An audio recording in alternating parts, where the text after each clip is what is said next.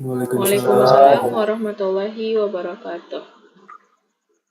Rabbil alamin. Wassalatu wassalamu ala asrofil anbiya'i wal mursalin wa ala alihi washabihi rasulillahi ajma'in. Amma ba'du.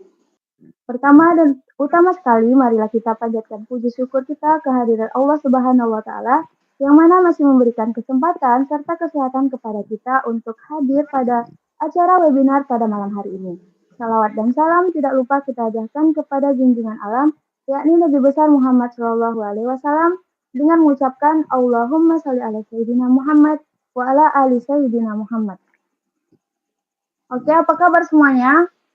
Semoga teman-teman semuanya dalam keadaan sehat walafiat. Amin, amin ya rabbal alamin. Oke, di sini saya Kola Adelia ingin mengucapkan terima kasih kepada teman-teman semua yang sudah antusias untuk hadir dan menyempatkan waktunya untuk bersama-sama menimba ilmu pada malam hari ini. Nah, dalam acara online sharing session research method dengan tema menyusun hipotesis yang kuat untuk penelitian berkualitas oleh Bang Reza Hairi Helmi Eskom. Nah, saya lihat teman-teman di sini sudah tidak sabar ingin mendengarkan materi dari Bang Reza, maka nggak pakai lama, langsung saja setelah ini kita akan langsung berbincang dengan Bang Reza yang sudah hadir juga kelihatannya di ruang webinar pada malam hari ini. Nah, maka langsung saja kita minta kepada Bang Reza untuk menyampaikan materi pada malam hari ini. Kepada Bang Reza, waktu dan tempat kami persilahkan. Oke, makasih. Abang izin apa ya? Gak on cam. Oke, Bang. Oke.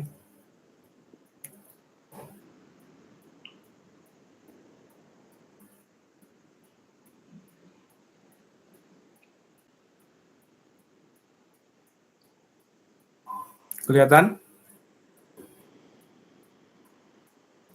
Kelihatan, Bang. Lihat bang. Nampak, Bang. Semangat kali, Step. Iya. Oke, langsung aja ya. Materi kita pada malam ini yaitu gimana sih kita itu merancang sebuah hipotesis, terutama dalam tugas akhir. Abang udah rangkum beberapa materi, tapi dalam sesi kali ini, rencana Abang kalau misalnya ada waktu, pertama kan kita bahas dulu apa-apa aja atau basic-basicnya. Nanti sesi kedua rencana Abang mau nunjukin prakteknya langsung gitu. Gimana sih kita membangun hipotesis itu sendiri. Yang pertama, kita masuk ke basicnya aja dulu. Oke, mungkin dari sesi awal sampai sesi akhir atau sesi yang saat ini, udah berapa kali kalian membaca atau mendengar perbanyak baca paper atau artikel? Yang pertama memang kita harus baca paper dulu. Seperti bacanya itu hanya sebatas lihat model, kemudian langsung lihat item pertanyaannya. Karena kalau misal di artikel kita itu nggak ada item pertanyaan, kalau misal kalian udah baca dari awal, dari judul, abstrak, sampai kesimpulan, tapi nggak ada item pertanyaan, apa gunanya nanti? Nggak bisa juga kita bikin hipotesis atau hipotesis sementara dalam penelitian kita. Yang kedua, setelah kita baca paper tersebut, kita fokus dulu, kumpulkan variabel sebanyak-banyak. Kalau pengalaman abang kemarin, abang bikin di satu kertas HVS atau double folio, mungkin ada sekitar 20 variabel. Kalau nggak salah ya, sekitar 20 variabel.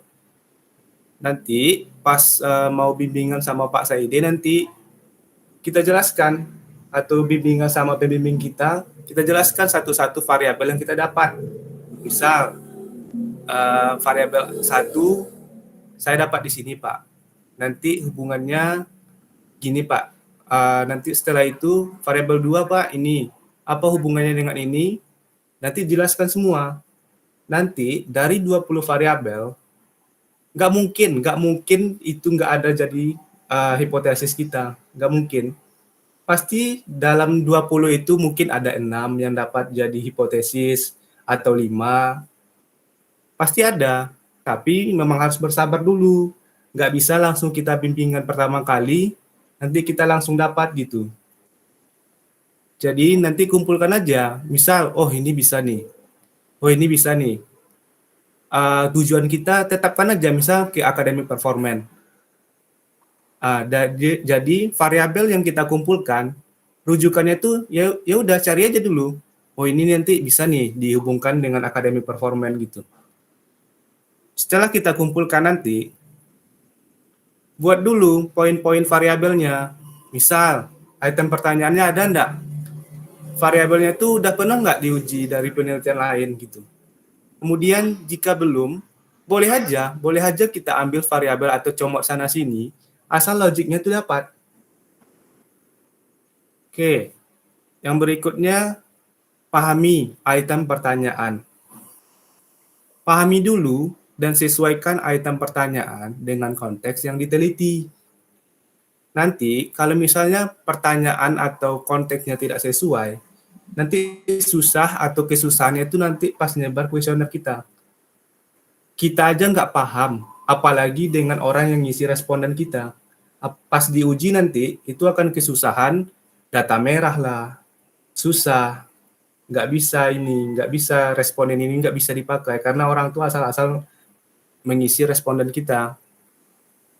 Berikutnya, untuk mempermudah kita nanti ngolah data, item pertanyaan kita itu buat aja, samakan aja. Misal kita mau bikin 4. Misal kita ada 6 variabel nih.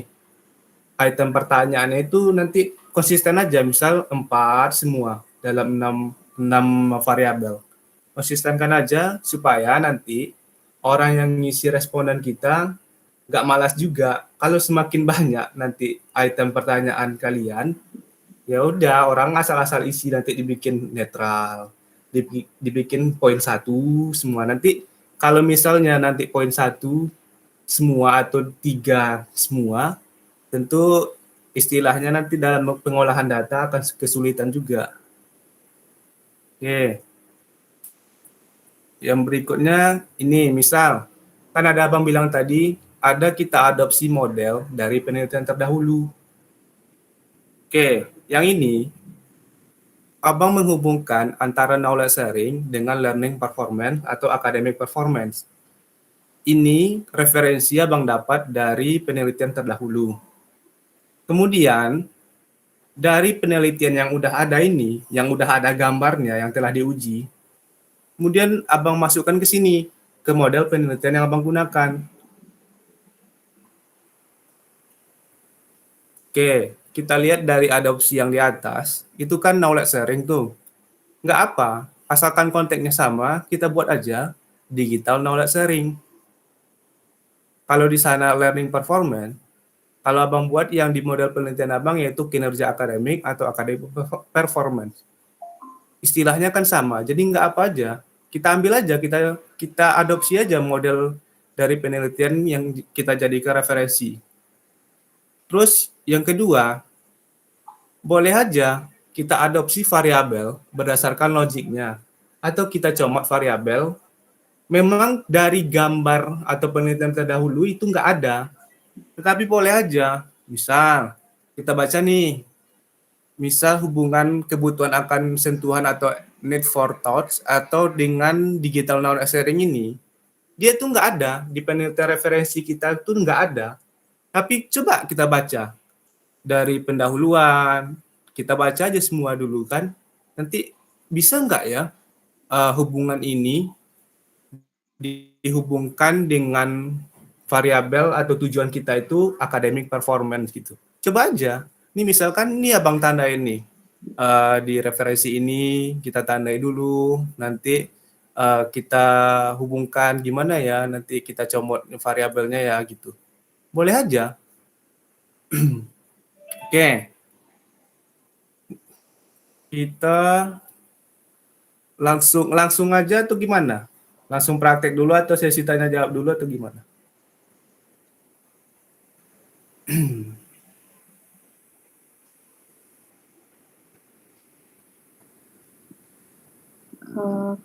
Teman-teman yang lain mau gimana? Langsung aja atau sesi tanya jawab dulu? Bagusnya langsung aja kan? Langsung aja. Oke. Ya sih Iya, Bang. iya, iya. Ikut. Abang Sarkin dari sini lagi ntar. Oke Bang. Soalnya mendelay abang di laptop yang ini ntar.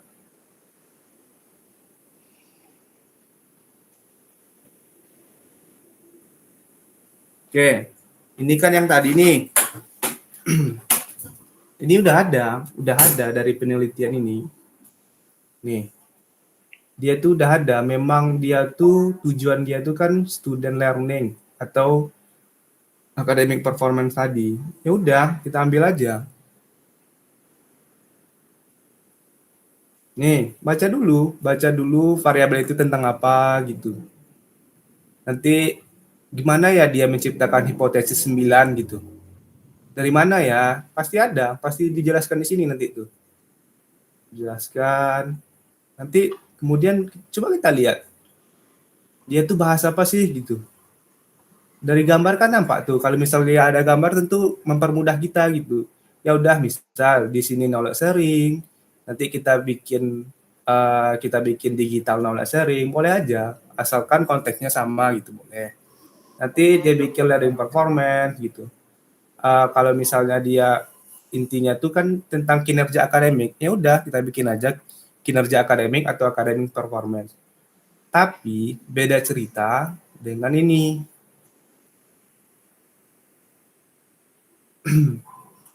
Kemarin kalau misal kesulitannya gini aja. Kalau misal kita mau bikin variabel misal IT disable productivity. Artinya kan IT itu menghambat gitu. Menghambat kinerja atau kinerja mahasiswa tersebut. Ibarat itu teknologi itu menghambat kinerja mahasiswa. Kalau misal udah dapat 20 paper, 30 paper atau artikel, nggak ketemu. Kok nggak ada ya orang bahas IT disable productivity? Caranya gini, kalau udah kita cari, udah putus asa, sampai 30 paper nggak ketemu, boleh aja baca dulu, misal baca dulu ini. Ini kan dampak atau pengaruhnya terhadap productivity atau produktivitas pekerja gitu. Ya udah nggak apa, kalau konteksnya beda nggak apa. Langsung aja ke variabel dia. Kita cek variabel dia itu nih. Ada salah satu variabel yang membahas tentang kelebihan fitur sistem. Ya udah kita baca dulu, apa sih yang poin-poin pertanyaan dia. Yang pertama itu kan dia ibarat itu dia sering terganggu nih dari perangkat lunak yang digunakan atau aplikasi yang digunakan terhadap menjalankan tugas pekerjaan dia terganggu. Kemudian yang kedua tuh dia sering kali kurang produktif dalam penggunaan antarmuka atau interface desain dia, dalam penggunaan program perangkat lunak dia, dalam kehidupan atau aktivitas bisnis dia. Yang ketiga itu menemukan bahwa sebagian besar paket perangkat lunak yang dia gunakan di tempat kerja buruk dibandingkan lebih kompleks gitu daripada pekerjaan yang dia lakukan. Kan intinya sama gitu. Intinya sama-sama teknologi itu menghambat produktivitas. Ya udah, kita ambil aja itu. Asalkan nanti kalau semisal ditanya oleh penguji, kalian tuh harus konsisten. Misalnya tuh, kenapa kamu bisa ambil ini? Kenapa kamu comot variabel ini gitu? Kalian tuh harus ada justifikasinya, harus kuat. Kalau nggak ada justifikasi yang kuat, nanti bisa aja nggak bisa kamu ambil gini, nggak bisa kamu comot gini gitu. Tetapi kalau misalkan kalian bisa justifikasi, boleh aja.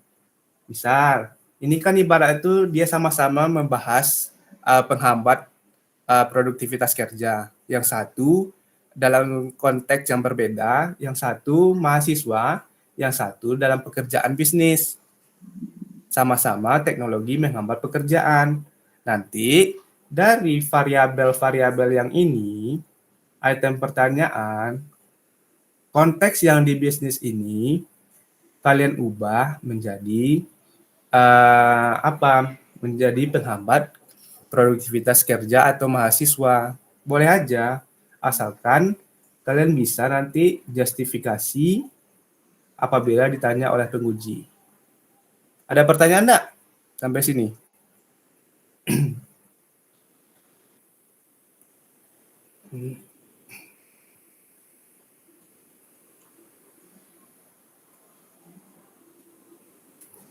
Kayaknya udah paham enggak sih?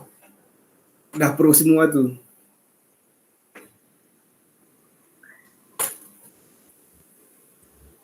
Teman-teman ada pertanyaan nggak untuk Bang Riza? Belum ada kayaknya Bang. Lanjut Bang. Oke. Sebenarnya gitu aja sih. Paling nanti pas ditanya itu memang harus menunjukkan referensi terkait.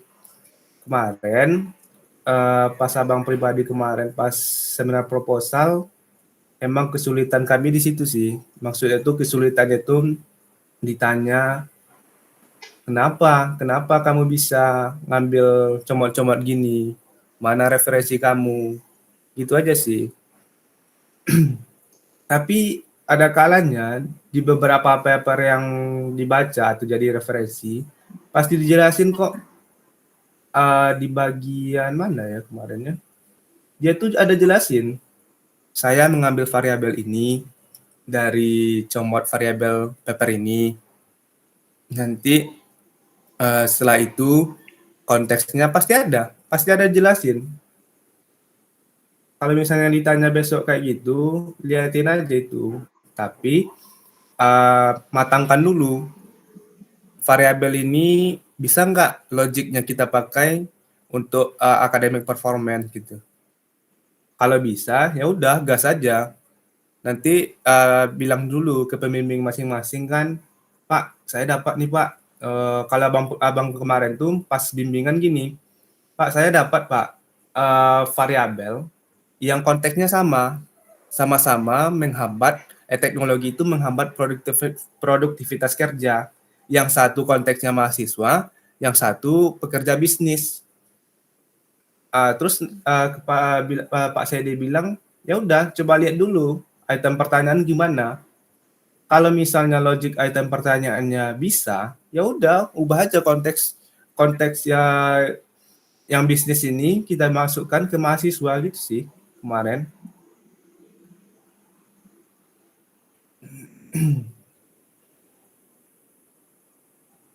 Mana lagi ya kemarinnya?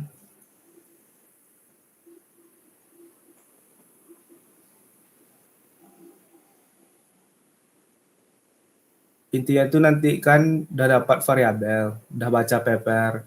Dari paper-paper yang banyak, kumpulkan dulu sebanyak-banyaknya, misal 20. Nanti lakukan bimbingan, nanti jelaskan, ini dapat dari sini Pak, ini penjelasannya gini Pak, hubungan ini ke sini, gini Pak. Nanti habis itu, lihat dulu item pertanyaannya, konteksnya sama nggak dengan yang ingin kalian teliti. Kalau sama, boleh aja, ambil aja.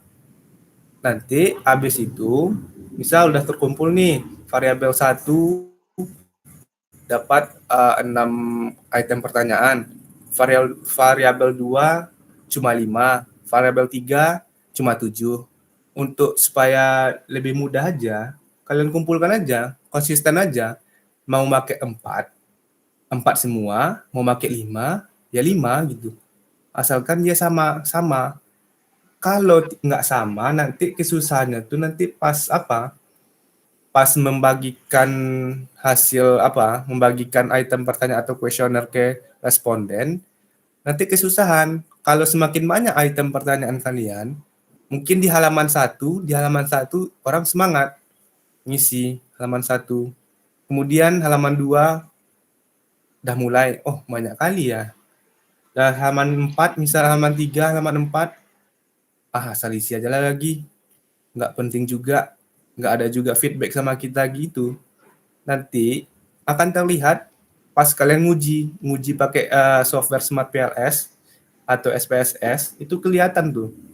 Ada yang isi 3, netral semua, ada yang isi poin 1 semua. Nanti kalau misalnya poin 1 atau poin 3 kebanyakan atau lebih banyak yang milih itu, pasti dipastikan bisa aja hipotesis kalian itu ditolak semua. Nggak masalah sih hipotesis ditolak atau merah, tapi setidaknya kan jangan sampai merah semua gitu. Apa yang mau diuji lagi gitu. Ibaratnya dugaan kalian yang sementara itu, hipotesis kalian sementara itu ditolak semua, berarti nggak bisa lanjut dong. Setidaknya adalah 3 yang hijau atau yang disetujui, jangan ditolak semua. Oke, mungkin itu aja sih, Del, dari Abang. Abang kembalikan ke Adel.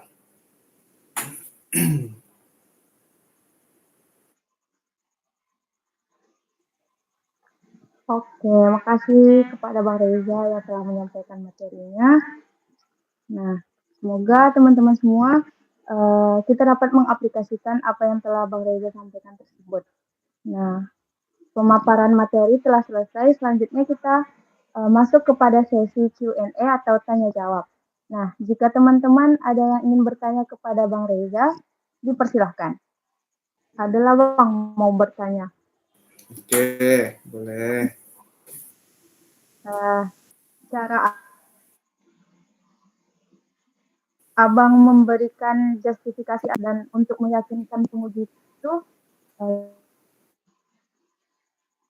gimana juga. Terus tip yang paling efektifnya itu gimana untuk meyakinkan penguji? Bang langsung jawab aja ya. Kemarin, iya Bang. Kalau kemarin itu emang sih kalau misalnya ada gambarnya langsung itu lebih enak. Misal ditanya nih, kenapa kamu ngambil variabel knowledge sharing, kamu hubungkan dengan academic performance tadi. Ya udah, kita liatin gitu kan. Mana tadi ya? Kita liatin aja, Bu. Ini Bu, ada Bu penelitian terdahulu saya yang jadi referensi saya ada nih Bu. Jadi saya ambil dari sini Bu. Nanti penjelasannya ada nih Bu. Saya ambil di sini Bu. Ya udah aman. Tapi karena kami yang beberapa anak bimbingan Pak Saide, kan biasanya kami ada justifikasi tuh. Kalau yang lebih susah tuh nanti gambar kamu mana referensi kamu gitu. Kenapa kamu bisa yang variabelnya beda, tetapi variabel referensi yang tadi, yang kayak gini tadi,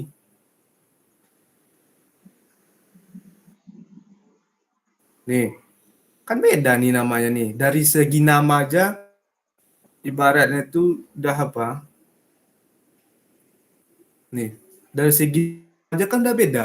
Dari IT disable productivity dengan kelebihan sistem overload gitu, kan udah beda. Ya udah bilang aja, saya ngambil variabel ini Bu, kemudian kalian jelasin nih dari mana dapat kalian. Jelasin kayak yang abang tandain ini. Ya udah pahami dulu gitu. Pahami dulu konteksnya ada yang ibarat itu kalau dia sama-sama menghambat, apa salahnya gitu? Saya ngambil nih Bu, ada dari satu paper ini, kan tidak mungkin sama gitu variabel tuh setiap referensi ini, kita mau bahas ini, kan tidak mungkin sama tuh. Tetapi pasti ada persamaannya tuh ibaratnya itu sama-sama bahas teknologi itu menghambat produktivitas kerja gitu. Ya udah Bu, saya ambil konteksnya dari sini, terus jelasin tuh konteksnya ini bla bla bla bla. Nanti item pertanyaannya juga merujuk ke ke academic performance atau kinerja akademik atau kinerja pekerjaan. Jadi ibarat tuh ada segi kesamaan di situ. Nggak apa, pandai-pandai ada aja nanti tuh mengolah kata. Tapi biasanya kalau yang ditanya-tanya gitu kan, kalau misalnya nggak bisa jelasin ya susah gitu. Tapi saran abang, sebaiknya kalian nanti kalau mencari variabel itu boleh aja comot sana sini. Tapi setidaknya ada juga lah referensi. Salah satunya tuh langsung gitu. Referensi itu menunjukkan langsung ada gambar yang telah diteliti gitu. Kalau misal nih ada 6 variabel tadi itu kan, 6 variabel. Semua kalian comot-comot nanti. Nggak ada gambarnya. Kalian juga yang susah nanti. Beda cerita lagi kalau kalian sudah menguasai semua, ya udah gas aja. Yang penting logiknya dapat, gas aja. Itu aja sih dari abang. Oke, makasih Bang. Oke. Buat teman-teman yang lain ada yang ingin bertanya lagi? Nah, ya lah Bang, nanya Bang. Betul. Tentang hipotesisnya ada jenisnya nggak Bang? Kayak hipotesis apa gitu? Kalau abang kemarin tuh ya, kalau teman abang, sebenarnya banyak sih tuh. Tapi untuk apa sih Rido pusingkan itu kalau menurut abang?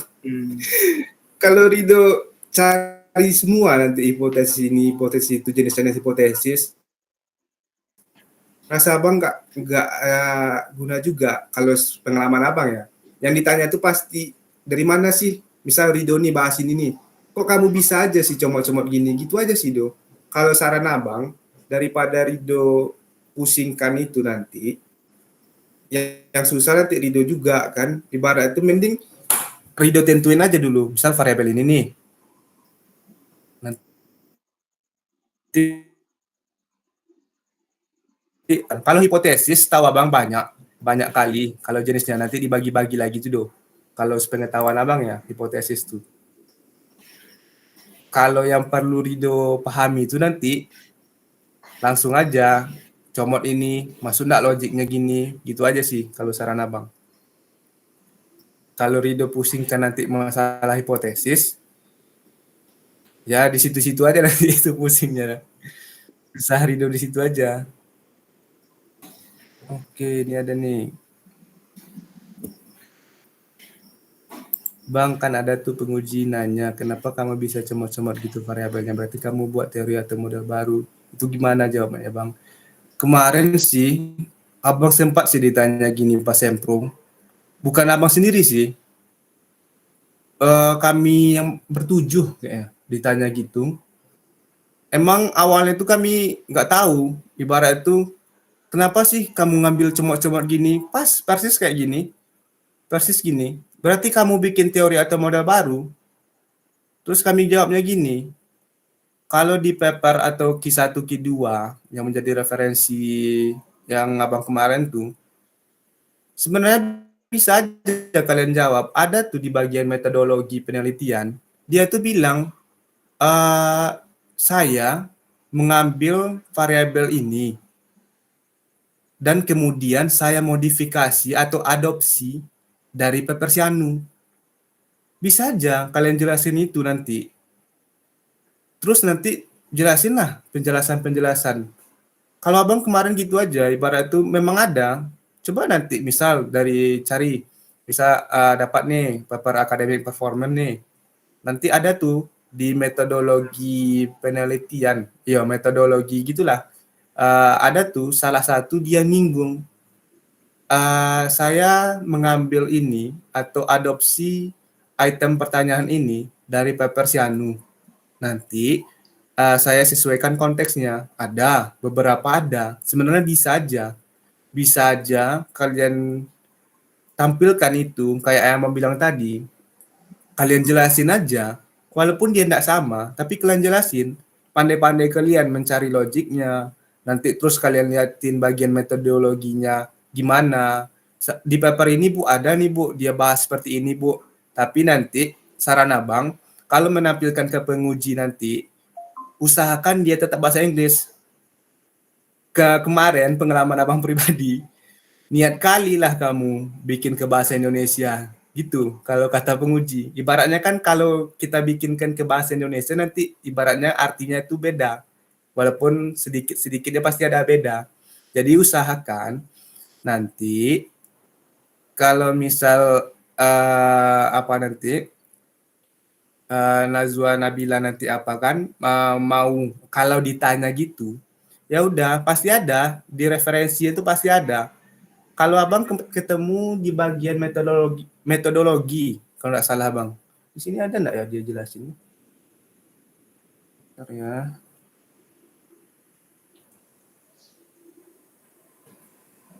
Sedangkan ini misal nih dijelasin tuh konteksnya kan hampir sama nih. Pasti ada nanti. Kenapa kamu menggunakan Smart PLS nih dalam pengujian kamu? Nih ada nih dijelasin nih. Apa kelebihan itu nanti ada, pasti ada. Nih, abang bikin nih tandanya nih, pemilihan Smart PLS. Ya udah, konteksnya hampir sama tuh, pasti ada. Di paper tuh nanti pasti ada dia menjelaskan teori yang dia gunakan. Kemudian kenapa kamu comot variabelnya seperti itu. Pasti ada dalam paper-paper yang lain. Ini salah satunya ini, tapi konteksnya kan hampir sama, pemilihan Smart PLS. Kenapa sih kamu, misal ditanya, kenapa sih kamu mengambil metode ini? Kenapa sih kamu menggunakan software ini untuk menguji atau mengolah data kamu? Ya udah, ini Bu, rujukan saya gini Bu, kenapa saya comot variabelnya ada nih Bu dari paper ini. Jadi saya bukan membuat variabel baru, tetapi saya mengadopsi penelitian terdahulu. Gitu aja. Kalau mau jawab kenapa? Memang sih kalau dari beberapa penguji pasti dia bilang gitu. Abang pribadi dibilang gitu. Kenapa kamu buat teori atau model baru? Kan tidak mungkin juga kita bilang, enggak Bu, saya enggak buat metode baru. Ada nih Bu dari paper ini. Ada nih Bu, cobalah Ibu lihat, coba Ibu cek. Nggak mungkin juga kan. Tapi setelah itu, setelah seminar proposal atau tugas akhir kemarin, kami diskusi lagi dengan Pak Sede atau pembimbing abang kemarin. Sebenarnya ya, kalau Pak Sede bilang, nggak ada masalah ibaratnya tuh. Kalian comot ini, comot itu, nggak ada masalah. Dan Pak Sede atau penguji kita kan nggak mungkin juga membela kita di saat seminar proposal atau apa, nggak mungkin juga. Ibaratnya tuh Bapak tuh mengajarkan kita atau pembimbing kalian masing-masing nanti mengajarkan pasti adalah pendirian kita gitu. Kalau ditanya gitu gimana gitu jawabnya. Kalau misal dari pembimbing kita pribadi nanti yang menjawab, berarti kita kan nggak ada pendirian atau pemahaman di bidang itu gitu. Kalau saran abang gitu aja, liatin pasti ada. Ini salah satunya nih konteksnya. Kenapa misalnya ditanya kenapa pemilihan Smart PLS gitu, ya udah cari, pasti ada penjelasan di paper yang jadi referensi kita. Itu sih.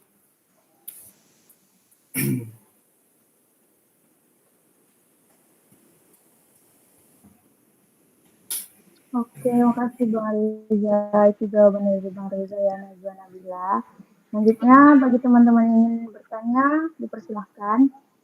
Kalau menurut abang sih, kalau kita disuruh, kalau penguji suruh letakkan model penelitian terdahulu di landasan teori sebagai bukti kita mengadopsi variabel itu, kita ikut.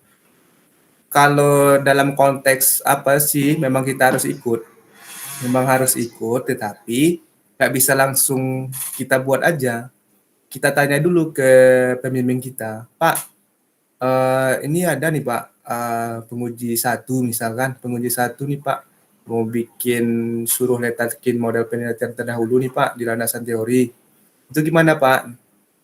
Kalau misal di ACC, kadang kan ada tuh, ibaratnya dari pembimbing masukan dikit. Boleh aja kalian taruh. Nah, tapi kalau di landasan tergantung gimana ya bilangnya ya. Kalau disuruh penguji memang harus dibuat, tetapi koordinasikan dulu dengan pembimbing. Kalau kalian misalnya langsung letak, langsung copy gitu misalkan, langsung kalian taruh di model penelitian terdahulu di landasan teori, dia tuh ada nggak gunanya gitu ibaratnya. Pasti ada, pasti dikonsultasikan dulu dengan pembimbing kita. Nanti takutnya kan ACC semua, misal pembimbing kalian nggak tahu nih, kalian langsung taruh aja gitu. Pas diseminarkan atau anggaplah kita misal seminar disuruh coba kamu taruhkan di model penelitian kamu di landasan teori kamu. Coba kamu taruhkan. Nanti pas dia jadi bumerang gitu. Kalau misal pembimbing kalian nggak tahu, kalian taruh, misal ada pertanyaan pas tugas akhir atau sidang. Kalau misalnya pembimbing nggak tahu, gimana dia mau bantu gitu. Kalau saran abang, memang wajib kita taruh, tetapi koordinasikan dulu dengan pembimbing masing-masing. Tapi ada kalanya, pas abang kemarin, ada kalanya pas revisi dari sesudah sidang tugas akhir kemarin atau skripsi kemarin, ada sih beberapa abang koordinasikan dulu sama Pak Saidi atau pembimbing abang kan, abang koordinasikan. Malahan yang sudah kami taruh atau kami cantumkan lagi revisi tersebut, kami lakukan ke Pak Saidi ACC, tetapi pas kami ketemu penguji yang menyuruh tersebut, kadang penguji itu udah malas, maksudnya itu udah capek gitu. Kemarin tuh udah berapa tuh kami revisi, udah adalah satu halaman gitu kan. Tuh kami liatin, ibu tuh nanya aja, yang mana kamu revisi, Zah, yang mana? Coba liatin. Oh, oke, satu, dah. Apa aja kemarin? Oke, dah, sih. Sebenarnya tuh dia tuh mau bikin apa ya, gimana ya? Dia tuh mau nyuruh kita aja gitu. Kalian nggak usah pusing gitu nanti. Pasti kalian rasain besok tuh, disuruh revisi ini, revisi itu. Terus pas ngeliatin, Bu, ini Bu saya sudah revisi Bu, ini penguji 1 kemarin, ini Bu revisinya. Ya udah, mana form kamu ACC, dah gitu aja. Nggak usah kalian, kalau disuruhnya taruh, ya udah taruh. Terus konsultasi dulu dengan pembimbing. Paling nanti pembimbing pasti ACC, tapi nanti pembimbing bilang paling nggak usah terlalu detail, bikin aja dikit gitu di variabel, nggak usah terlalu detail. Pasti itu aja sih. Kalau saran abang buat aja, tapi langsung konsultasi dengan pembimbing masing-masing. Oke, gitu aja. Oke, terima kasih Bang Reza. Apa masih teman-teman yang ingin bertanya kepada Bang Reza? Oke. Sepertinya sudah tidak ada. Mau nanya bang? Ada ternyata. Boleh. Bang, cara buat hipotesis yang kuat tuh gimana bang?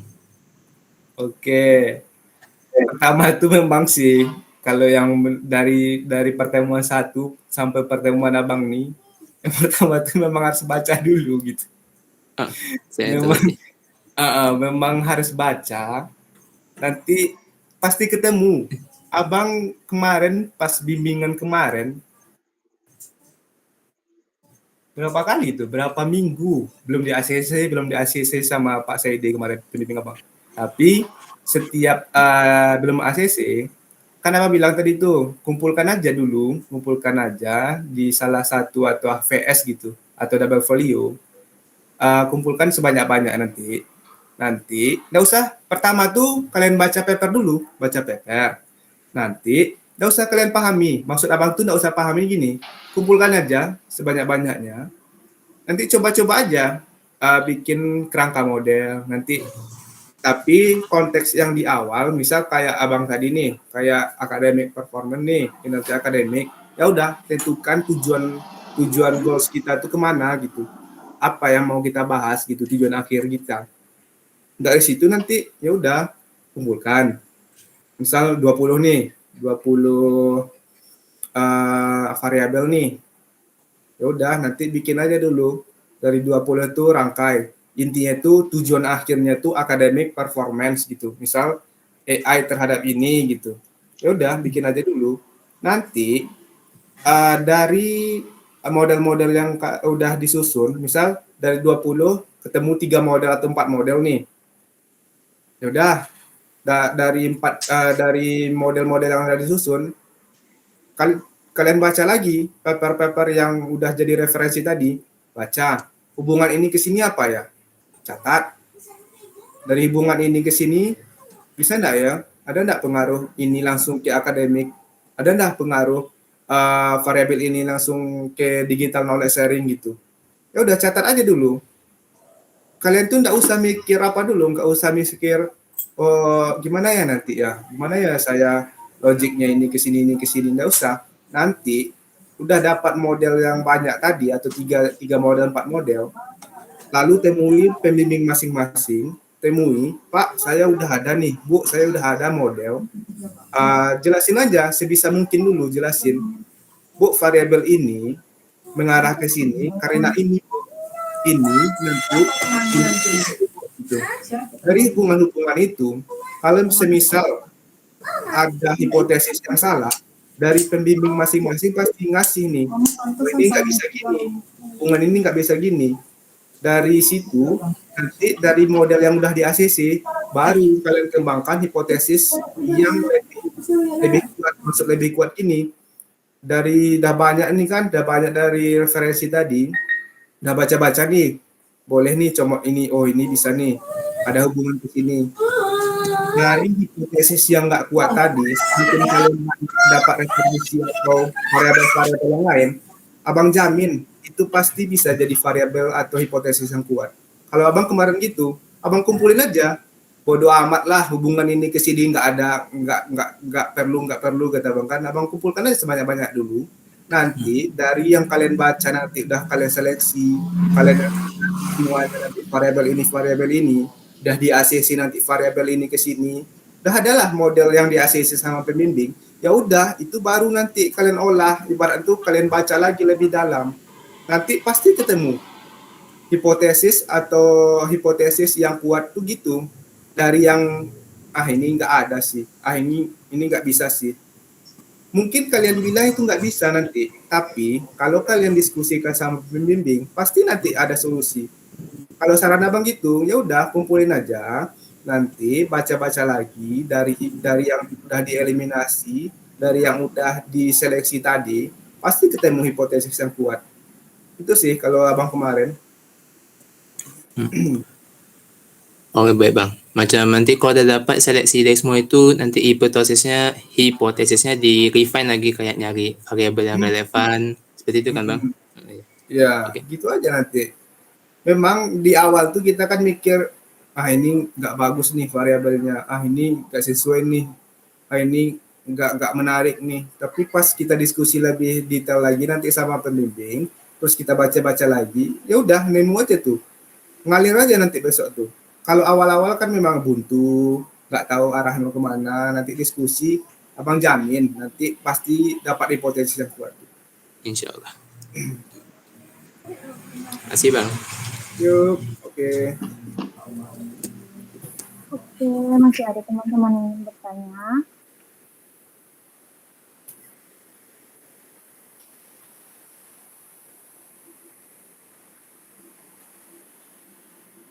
Jika tidak ada yang bertanya lagi, kita akan masuk ke sesi selanjutnya, yaitu sesi foto bersama. Pada teman-teman bisa diaktifkan kameranya. Bentar.